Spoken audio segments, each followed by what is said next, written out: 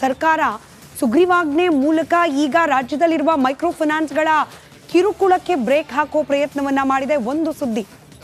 ಒಂದು ಅಭಿಯಾನದ ರೂಪದಲ್ಲಿ ಪ್ರಸಾರ ಮಾಡಿದ ಸುದ್ದಿ ಹತ್ತತ್ತು ಇಂಪ್ಯಾಕ್ಟ್ ಅನ್ನ ಇವತ್ತು ಕ್ರಿಯೇಟ್ ಮಾಡಿದೆ. ಸರ್ಕಾರದ ನಿರ್ಧಾರ ಯಾವ ರೀತಿ ಇದೆ ಗಮನಿಸ್ತಾ ಹೋಗೋಣ.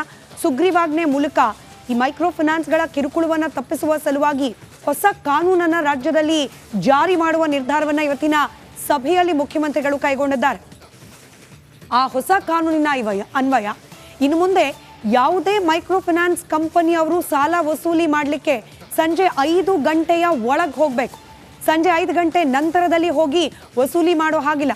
ನಾವು ಗಮನಿಸ್ತಾ ಇದ್ವಿ, ಕೆಲವೊಂದಷ್ಟು ಗ್ರಾಮಗಳಿಂದ ಮಾಹಿತಿ ಬರ್ತಾ ಇತ್ತು, ರಾತ್ರಿ ಎಲ್ಲ ಮನೆ ಮುಂದೆ ಕಾವಲು ಕಾಯ್ತಾರೆ, ಮನೆಯಿಂದ ಹೊರಗೆ ಬರೋಂಗಿಲ್ಲ, ಹೊರಗಿದ್ದವ್ರು ಮನೆ ಒಳಗೆ ಹೋಗೋಂಗಿಲ್ಲ, ಹೀಗಾಗಿದೆ ಪರಿಸ್ಥಿತಿ ಅಂತ ಹೇಳಿ ಆರೋಪಗಳು ಕೇಳೋಕೆ ಸಿಕ್ಕಿತ್ತು. ಸಂಜೆ 5 ಗಂಟೆ ನಂತರದಲ್ಲಿ ಯಾರೂ ಕೂಡ ವಸೂಲಿ ಏಜೆಂಟ್ಗಳು ಮನೆ ಮುಂದೆ ಹೋಗೋ ಹಾಗಿಲ್ಲ. ಹೋದ್ರೆ ಅದು ಶಿಕ್ಷಾರ್ಹ ಅಪರಾಧ ಆಗತ್ತೆ ಇನ್ನು ಮುಂದೆ. ಇದರ ಜೊತೆಯಲ್ಲೇ ವಸೂಲಿ ಮಾಡುವಾಗ ಕಿರುಕುಳ ಕೊಡೋ ಹಾಗಿಲ್ಲ. ಕೆಲವೊಂದು ಪ್ರಕರಣಗಳಲ್ಲಿ ಈ ಮಾರಕಾಸ್ತ್ರಗಳನ್ನು, ಪಿಸ್ತೂಲ್ ಅಂತಹ ವಸ್ತುಗಳನ್ನು ಹಿಡಿದು ಧಮಕಿ ಹಾಕಿದ್ದಾರೆ ಅನ್ನೋ ಆರೋಪ ಇದೆ. ರೌಡಿಗಳನ್ನು ಕರ್ಕೊಂಡು ಹೋಗಿ ಬೆದರಿಕೆ ಹಾಕಿಸಿದ್ದಾರೆ ಅನ್ನೋದಿದೆ. ಹೀಗೆಲ್ಲ ಕಿರುಕುಳ ಕೊಡೋ ಹಾಗಿಲ್ಲ. ಹಾಗೆ ತಂದೆ ಮಾಡಿದ ಸಾಲಕ್ಕೆ ಮಗನಿಗೆ ಕಿರುಕುಳ ಕೊಡೋದು, ಮಗ ಮಾಡಿದ ಸಾಲಕ್ಕೆ ವಯಸ್ಸಾದ ತಂದೆ ತಾಯಿ ಕಿರುಕುಳ ಸರ್ಕಾರ ಸುಗ್ರೀವಾಜ್ಞೆ ಮೂಲಕ ಈಗ ರಾಜ್ಯದಲ್ಲಿರುವ ಮೈಕ್ರೋ ಫೈನಾನ್ಸ್ಗಳ ಕಿರುಕುಳಕ್ಕೆ ಬ್ರೇಕ್ ಹಾಕೋ ಪ್ರಯತ್ನವನ್ನ ಮಾಡಿದೆ. ಒಂದು ಅಭಿಯಾನದ ರೂಪದಲ್ಲಿ ಪ್ರಸಾರ ಮಾಡಿದ ಸುದ್ದಿ ಹತ್ತತ್ತು ಇಂಪ್ಯಾಕ್ಟ್ ಅನ್ನ ಇವತ್ತು ಕ್ರಿಯೇಟ್ ಮಾಡಿದೆ. ಸರ್ಕಾರದ ನಿರ್ಧಾರ ಯಾವ ರೀತಿ ಇದೆ ಗಮನಿಸ್ತಾ ಹೋಗೋಣ. ಸುಗ್ರೀವಾಜ್ಞೆ ಮೂಲಕ ಈ ಮೈಕ್ರೋ ಫೈನಾನ್ಸ್ಗಳ ಕಿರುಕುಳವನ್ನ ತಪ್ಪಿಸುವ ಸಲುವಾಗಿ ಹೊಸ ಕಾನೂನನ್ನ ರಾಜ್ಯದಲ್ಲಿ ಜಾರಿ ಮಾಡುವ ನಿರ್ಧಾರವನ್ನ ಇವತ್ತಿನ ಸಭೆಯಲ್ಲಿ ಮುಖ್ಯಮಂತ್ರಿಗಳು ಕೈಗೊಂಡಿದ್ದಾರೆ. ಆ ಹೊಸ ಕಾನೂನಿನ ಅನ್ವಯ ಇನ್ನು ಮುಂದೆ ಯಾವುದೇ ಮೈಕ್ರೋ ಫೈನಾನ್ಸ್ ಕಂಪನಿ ಅವರು ಸಾಲ ವಸೂಲಿ ಮಾಡಲಿಕ್ಕೆ ಸಂಜೆ 5 ಗಂಟೆಯ ಒಳಗೆ ಹೋಗಬೇಕು. ಸಂಜೆ 5 ಗಂಟೆ ನಂತರದಲ್ಲಿ ಹೋಗಿ ವಸೂಲಿ ಮಾಡೋ ಹಾಗಿಲ್ಲ. ನಾವು ಗಮನಿಸ್ತಾ ಇದ್ವಿ, ಕೆಲವೊಂದಷ್ಟು ಗ್ರಾಮಗಳಿಂದ ಮಾಹಿತಿ ಬರ್ತಾ ಇತ್ತು, ರಾತ್ರಿ ಎಲ್ಲ ಮನೆ ಮುಂದೆ ಕಾವಲು ಕಾಯ್ತಾರೆ, ಮನೆಯಿಂದ ಹೊರಗೆ ಬರೋಂಗಿಲ್ಲ, ಹೊರಗಿದ್ದವ್ರು ಮನೆ ಒಳಗೆ ಹೋಗೋಂಗಿಲ್ಲ, ಹೀಗಾಗಿದೆ ಪರಿಸ್ಥಿತಿ ಅಂತ ಹೇಳಿ ಆರೋಪಗಳು ಕೇಳೋಕೆ ಸಿಕ್ಕಿತ್ತು. ಸಂಜೆ 5 ಗಂಟೆ ನಂತರದಲ್ಲಿ ಯಾರೂ ಕೂಡ ವಸೂಲಿ ಏಜೆಂಟ್ಗಳು ಮನೆ ಮುಂದೆ ಹೋಗೋ ಹಾಗಿಲ್ಲ. ಹೋದ್ರೆ ಅದು ಶಿಕ್ಷಾರ್ಹ ಅಪರಾಧ ಆಗತ್ತೆ ಇನ್ನು ಮುಂದೆ. ಇದರ ಜೊತೆಯಲ್ಲೇ ವಸೂಲಿ ಮಾಡುವಾಗ ಕಿರುಕುಳ ಕೊಡೋ ಹಾಗಿಲ್ಲ.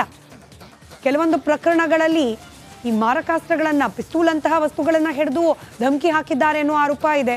ರೌಡಿಗಳನ್ನು ಕರ್ಕೊಂಡು ಹೋಗಿ ಬೆದರಿಕೆ ಹಾಕಿಸಿದ್ದಾರೆ ಅನ್ನೋದಿದೆ. ಹೀಗೆಲ್ಲ ಕಿರುಕುಳ ಕೊಡೋ ಹಾಗಿಲ್ಲ. ಹಾಗೆ ತಂದೆ ಮಾಡಿದ ಸಾಲಕ್ಕೆ ಮಗನಿಗೆ ಕಿರುಕುಳ ಕೊಡೋದು, ಮಗ ಮಾಡಿದ ಸಾಲಕ್ಕೆ ವಯಸ್ಸಾದ ತಂದೆ ತಾಯಿ ಕಿರುಕುಳ ಸರ್ಕಾರ ಸುಗ್ರೀವಾಜ್ಞೆ ಮೂಲಕ ಈಗ ರಾಜ್ಯದಲ್ಲಿರುವ ಮೈಕ್ರೋ ಫೈನಾನ್ಸ್ಗಳ ಕಿರುಕುಳಕ್ಕೆ ಬ್ರೇಕ್ ಹಾಕೋ ಪ್ರಯತ್ನವನ್ನ ಮಾಡಿದೆ. ಒಂದು ಅಭಿಯಾನದ ರೂಪದಲ್ಲಿ ಪ್ರಸಾರ ಮಾಡಿದ ಸುದ್ದಿ ಹತ್ತತ್ತು ಇಂಪ್ಯಾಕ್ಟ್ ಅನ್ನ ಇವತ್ತು ಕ್ರಿಯೇಟ್ ಮಾಡಿದೆ. ಸರ್ಕಾರದ ನಿರ್ಧಾರ ಯಾವ ರೀತಿ ಇದೆ ಗಮನಿಸ್ತಾ ಹೋಗೋಣ. ಸುಗ್ರೀವಾಜ್ಞೆ ಮೂಲಕ ಈ ಮೈಕ್ರೋ ಫೈನಾನ್ಸ್ಗಳ ಕಿರುಕುಳವನ್ನ ತಪ್ಪಿಸುವ ಸಲುವಾಗಿ ಹೊಸ ಕಾನೂನನ್ನ ರಾಜ್ಯದಲ್ಲಿ ಜಾರಿ ಮಾಡುವ ನಿರ್ಧಾರವನ್ನ ಇವತ್ತಿನ ಸಭೆಯಲ್ಲಿ ಮುಖ್ಯಮಂತ್ರಿಗಳು ಕೈಗೊಂಡಿದ್ದಾರೆ. ಆ ಹೊಸ ಕಾನೂನಿನ ಅನ್ವಯ ಇನ್ನು ಮುಂದೆ ಯಾವುದೇ ಮೈಕ್ರೋ ಫೈನಾನ್ಸ್ ಕಂಪನಿ ಅವರು ಸಾಲ ವಸೂಲಿ ಮಾಡಲಿಕ್ಕೆ ಸಂಜೆ 5 ಗಂಟೆಯ ಒಳಗೆ ಹೋಗಬೇಕು. ಸಂಜೆ 5 ಗಂಟೆ ನಂತರದಲ್ಲಿ ಹೋಗಿ ವಸೂಲಿ ಮಾಡೋ ಹಾಗಿಲ್ಲ. ನಾವು ಗಮನಿಸ್ತಾ ಇದ್ವಿ, ಕೆಲವೊಂದಷ್ಟು ಗ್ರಾಮಗಳಿಂದ ಮಾಹಿತಿ ಬರ್ತಾ ಇತ್ತು, ರಾತ್ರಿ ಎಲ್ಲ ಮನೆ ಮುಂದೆ ಕಾವಲು ಕಾಯ್ತಾರೆ, ಮನೆಯಿಂದ ಹೊರಗೆ ಬರೋಂಗಿಲ್ಲ, ಹೊರಗಿದ್ದವ್ರು ಮನೆ ಒಳಗೆ ಹೋಗೋಂಗಿಲ್ಲ, ಹೀಗಾಗಿದೆ ಪರಿಸ್ಥಿತಿ ಅಂತ ಹೇಳಿ ಆರೋಪಗಳು ಕೇಳೋಕೆ ಸಿಕ್ಕಿತ್ತು. ಸಂಜೆ 5 ಗಂಟೆ ನಂತರದಲ್ಲಿ ಯಾರೂ ಕೂಡ ವಸೂಲಿ ಏಜೆಂಟ್ಗಳು ಮನೆ ಮುಂದೆ ಹೋಗೋ ಹಾಗಿಲ್ಲ. ಹೋದ್ರೆ ಅದು ಶಿಕ್ಷಾರ್ಹ ಅಪರಾಧ ಆಗತ್ತೆ ಇನ್ನು ಮುಂದೆ.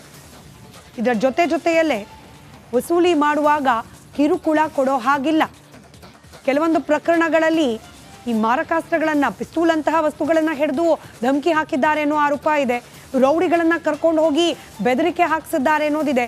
ಹೀಗೆಲ್ಲ ಕಿರುಕುಳ ಕೊಡೋ ಹಾಗಿಲ್ಲ. ಹಾಗೆ ತಂದೆ ಮಾಡಿದ ಸಾಲಕ್ಕೆ ಮಗನಿಗೆ ಕಿರುಕುಳ ಕೊಡೋದು, ಮಗ ಮಾಡಿದ ಸಾಲಕ್ಕೆ ವಯಸ್ಸಾದ ತಂದೆ ತಾಯಿ ಕಿರುಕುಳ